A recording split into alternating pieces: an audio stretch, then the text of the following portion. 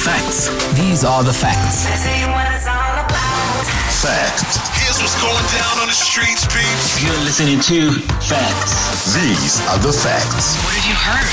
These are the facts. What you listening to? These are the facts. Yep, Kitebza.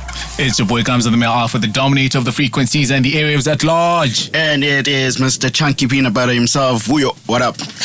Yes, sir, this is Facts. Everything we say on this show we believe to be Facts. Whether you want to disagree or agree, we believe that what we say here is Facts. And today, we are joined by one of the best in the country right now. SJA alum. SJA alumni. Facts. Facts. Our boy, hailing from Limpopo, residing in the south of Johannesburg. Ladies and gentlemen, we bring to you Mr. Tsitsi Chiumya. Yeah, facts. It didn't sound as cool as you guys when you guys said it. But we've had the practice. Experience. Like 3 weeks experience, you know. That's very good. Tsitsi, how the hell are you doing, man? Well, I don't know about hell, but I'm doing good. Are you alright? Are you tired? No, I'm not tired actually. I was just like very busy, which is like you have to be very cognizant of what you do with your time. So of course. sometimes, you might look tired, but I don't think I'm tired. I think it's the morning, man. Yeah. I'm good. Thank you so much for pulling through, bro. Thank you for having me, man. Like, I've been wanting to do this. I saw it on Instagram. And I was like, yo, I want to, do the thing. You know? Because, I mean, right now, you one guy in comedy in SA that everybody is following, right? And I feel like we had to have Tsitsi this week. Facts. I mean, this coming week is a big week for Tsitsi. Yeah. Okay. Really, I mean, what's up? And I'm gonna get to that. I want to hype it up. Like, I just want to give you context of who this man is. Kanky Flavor Flav. You best believe, Mfana. This dude he's traveled all over. Tsitsi, can you just tell us at least, you're not flossing. Nah? Yeah. Just tell us where you've been. Just so that people know. A couple places, man. Like, just Cape Town. Yeah. Durban. Okay. Limpopo. Okay. but that's only nationally. That's where I'm from. Yeah, man, I've been doing a bit of traveling, especially after nationwide, a little bit before. I went to States twice, San Francisco, and I went to recently I was in Germany, Italy, Belgium, Ethiopia, Namibia, Zambia. Yeah. Did you drink the beer in Germany? Yeah. It's very important. Like, so I don't usually drink because you guys know I was an athlete at school. Yeah. So I don't drink a lot, right? So I thought these guys come with these small beers. They're like, yo man, here's a small beer, and I was like, oh cool, this is a small beer. I'm a big guy. I'm not scared of the small beer. Yeah. That thing has 14% alcohol, man. Oh my word. Dude, I was doing the Idibala in Germany. I didn't know what was happening. What's wrong with this African dude? So now, looking at all the places you've traveled, where would you say was the one place you enjoyed performing at the most? Where the crowd was receiving? Is it? Zambia. Yeah, it was. Here's the thing, right? Like, when you're overseas, when you overseas, like when you in Western worlds, then you're a black guy from Africa. Which is cool. Yeah, you can make them laugh. Like, you can make them understand the differences between, and they laugh and they really enjoy it. Germany specifically, they really enjoy the information, but they don't take lightly to things you say in terms of if you talk about race, or if you talk about any cultural divides between you and them, they don't take it lightly. Yes. Even though you might be making a joke, like if you say I live in a poor black neighborhood, my neighbor's white, he's poor as well, then they'll take that as a hit, or a social what do you call them, social message or whatever. But if you say that in an African country, it's still very foreign for them, but they still understand it because predominantly they're black, or you understand. So that and I'm not saying we love just performing to black crowds. It's just more relatable to certain people at this point. And I guess even Trevor, when he speaks about South Africa, I don't know this, but you can see when he speaks about South Africa, he has to explain a lot more. And then for us, it's redundant, but when you're in Africa, that kind of stuff is easier for people to understand. Yeah. Okay. That's cool. I was thinking, you have Comic Choice Award for Best Newcomer. Yeah. You've won a SAFTA. Yeah. You know? We aspire to those things. You know what I'm saying? That's some big stuff, right? And Tsitsi, you have a knack of making people laugh. Back in high school, you make people laugh by making fun of us as fat dudes and the likes. You know. Yeah. And But you were a lot bigger. Like, dude. Like you were smaller in high school. Yeah, we were hectically small. Yeah. That hasn't changed. Now you guys are like from best positions. Yeah. You know, like it was volleyball. Exactly. But I'm not like I guess, you know, like I was a bit of I was not a great person in high school. Like sometimes I was a bit Facts. No. Those are facts. No, but I was not a great person. But funny enough, we still liked Tsitsi. You know what I'm saying? Because he made people laugh. I think the reason why we liked him, not that we liked him, we tolerated him because he was a senior counselor, so we couldn't step out of line.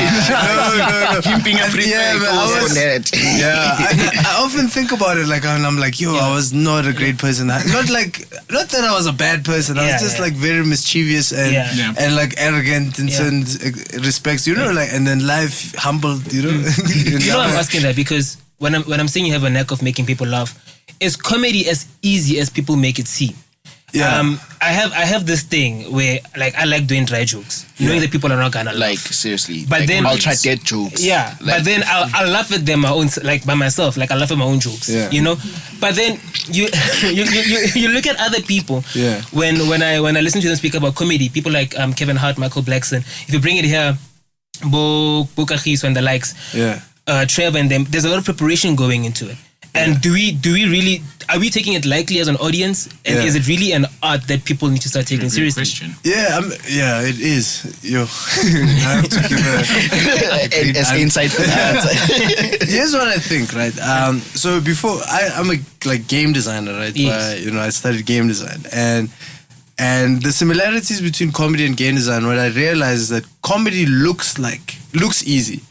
You know, like you see a person standing on stage making people laugh. Yeah. And then people often think about like the experiences in their offices and stuff like that. And they're like, oh man, I've made like a group of people laugh. I can do this. But you don't understand the dynamic change in when you leave the context that you're in your office. You know, the context in your office is like everybody knows Mandla. And then maybe the inside joke is Mandla and then everybody laughs. But then when you go on stage, no one knows Mandla. Yes. But then you come in with that mentality and the confidence, especially dudes. Like dudes always feel like they have the confidence to not put in the work to do that stuff. And then when you get on stage, it's really difficult for people to relate to what you're saying because no one knows. So like comedy is like a very empathetic thing. You have to understand. So like game design, the things that you're making or the products that you're making are not being used by the people that make it. So my jokes are not being used by me. It's for the user who's listening in the crowd. Sure. So you have to make it. You just have to understand that like you're not writing jokes for yourself. So like even if you find yourself funny, which is great, you should find yourself funny. Otherwise, why would you do comedy? But you need to, apply yourself. I need to go back to this point. Like, no one hated me at school. I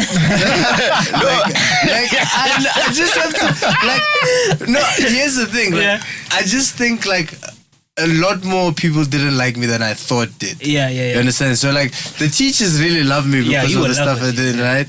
And I just maybe sometimes I did some bad things, but it's not to everyone. I think majority, because people from school still come to the shows, Exactly. So I mean, I just don't want people to think I'm like not a good person. While on that not being a good person, I generally think you're not a good person, Tsitsi. You and I'm gonna tell you why. No, what happened with you two? I didn't actually want to know. Now I want to know. Yeah, maybe there was like something involved. I hope Something was maybe a girl. I don't know. Nah, it's not a girl. No, dude. I was very lame in high school. Like Tsitsi said, like he was part of the athletics team and whatnot. I was also part of that, and we ran the same distance, and he was always ahead. So I didn't like him for that. It's like, why are you ahead of me?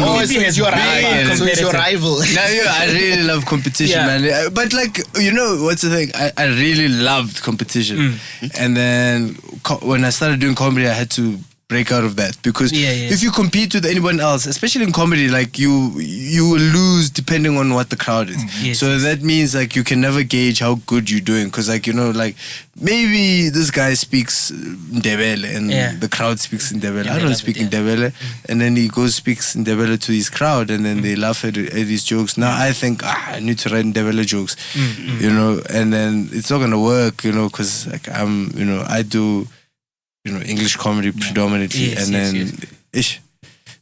Competition is not good. Yeah. You must just be good at what you do. I mean, I've had the privilege of seeing Tsitsi live, and like obviously from high school, and to seeing him in that light, like Tsitsi's hilarious. Like me and Zoe actually had to be like, damn, this dude is hilarious. You know what I'm saying? Yeah. Because you can actually hear when somebody has studied.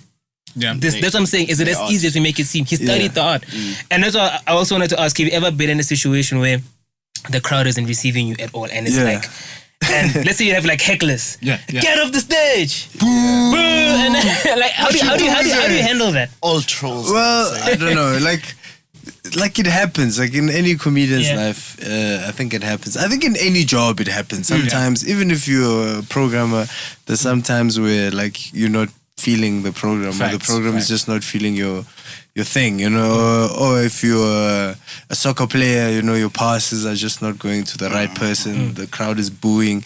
That's the same, you know, everybody has a bad day in the office, and when that moment of Satan happen, you know, you have to, you just have to focus and like maybe tell another joke. That's the thing, you just have to tell another joke. If it doesn't work out, I've seen people like bail on their times, you know, this guy has 20 minutes. After 3 minutes, you're like, you know what? No. Do you still remember your first show? And it was a church. I was at church. Oh, for real? Yeah. Wow. Yeah. So you had the Holy Ghost laughing. It was really interesting because they had to laugh, you know, because it's like a church event. There was a talent night at the church. Myself and Emilio, Tobias, who's like my best friend, also doing comedy.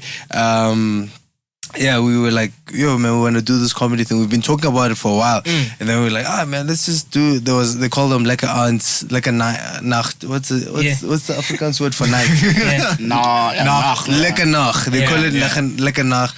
And it's like basically a talent show. So people came to sing, you know, like that's where like dreams come to be crushed. But like, you know, because we're at church, you're like, amen, sister, you'll make it. But we're like, I'll never buy the CD. So then we do the show, and then Emilio was hosting, and I went last, and it was really nice. You know, I was telling like church jokes, and then I was like, yo, man, I'm so good at this thing. It's about Abraham and Isaac. Yeah. And then I went. You see, that's the other thing about context. You see, so now I do a church show, it goes great. I go outside in the world. I remember the first show was at Bannister, and I do a show in Bannister, and.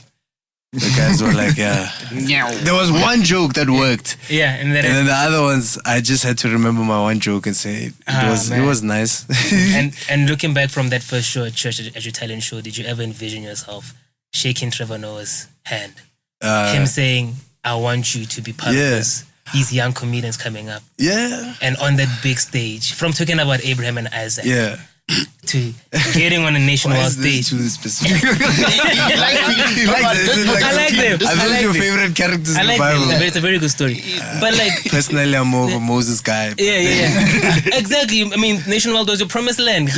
You know? No, for sure. Yeah. I don't know, man. Like, here's my thing, right?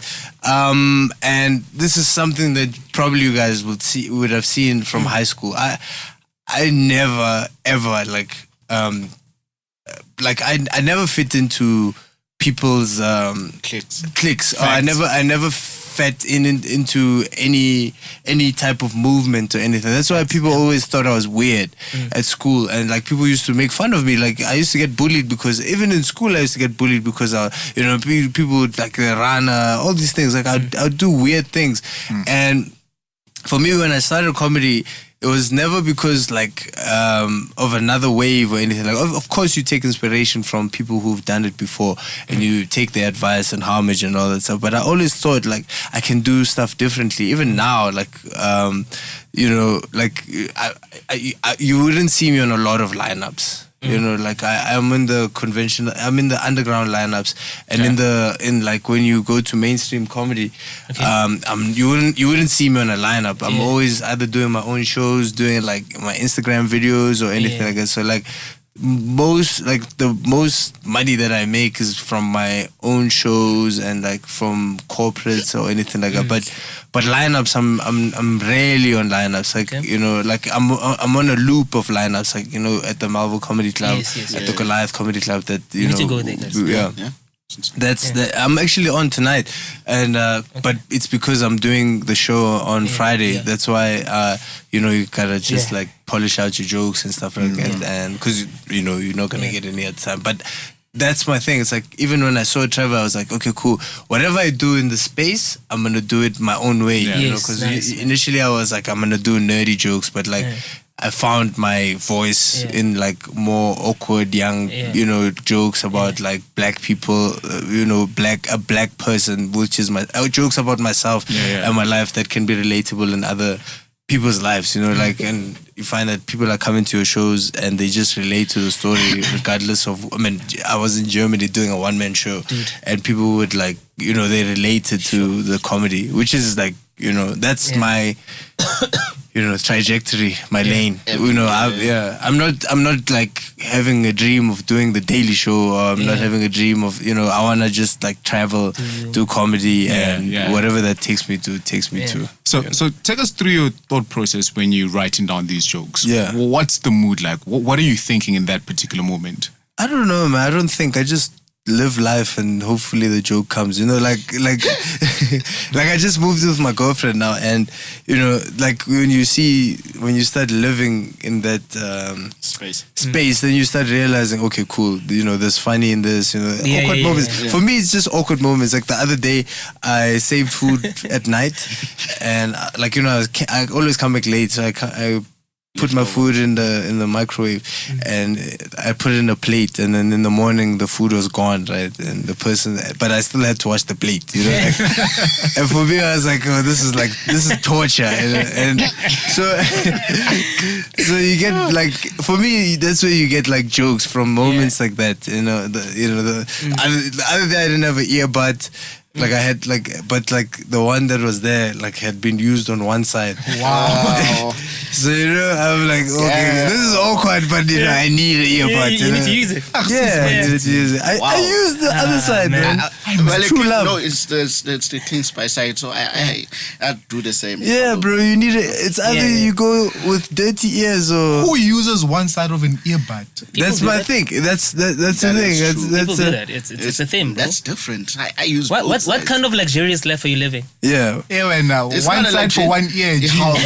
Hi, Jim, you can't be out but using then toilet paper. no, I didn't clean both sides. I just had like, you know, when you come out the shower and like your one ear is blocked, so I just used it too. The other ear, I didn't clean the other ear. So Tsitsi, now so it had water still. we mentioned the talent show when we started. We mentioned Nationwide. Now everything is coming full circle. Yeah. On the 2nd of August. Yeah. Your one-man show. Yes, the big show. The big show. Okay, tell us about it. The big show, man. I'm recording my first one-man show. I'm recording my first one-man show on the 2nd of August at the theater at the Square in Sandton. And basically, this is like I've been doing comedy about 3 years now, and that's like everything coming together, and we're recording it for television. Tickets, I had CompuTicket at 150. So I'm in 150 a ticket, and I'm just like so excited because every single thing that you've ever worked for, you're gonna have to like, you know, because I'm currently on tour now doing 400 seats in every single province. So this came as part of it. So I was like, initially I thought I was gonna record my one-man show at the end of the year, but then an opportunity came with One Night Stands, which is produced by Steven Gacy and the Goliath. So they were like, yo man, we've got a cool theater, you know, we've got a cool venue. Do you want to do a one-man show here? Nice. Then I was like, yo, can I record? They're like, yeah, for sure. Yeah. And then I was like, okay, cool. I'll do this, and you know, it's very exciting. No, I'm excited for you. Yeah, like, I just hope. Yeah, I mean, like, there's a couple of tickets left, so I'm really excited. You know, like just coming onto a room where you know it's sold out. You know, whatever. I just hope that it sells out. It's 1 week now to go. It's like 6 days now. So you know, if you are listening to this and you wanna really have a good time, come through to the show. Okay, guys, I think most of us got paid, nah? Yeah, it's actually payday today, right? No, not for me. I am Yeah. sorry for me. It's last working day of the month. You see, so Yeah, man, get a ticket when you. I think, I'll work on that. Yeah. And what can you expect? I mean, when I saw So Naive, I remember that So Naive joke you said when I saw you live. Yeah.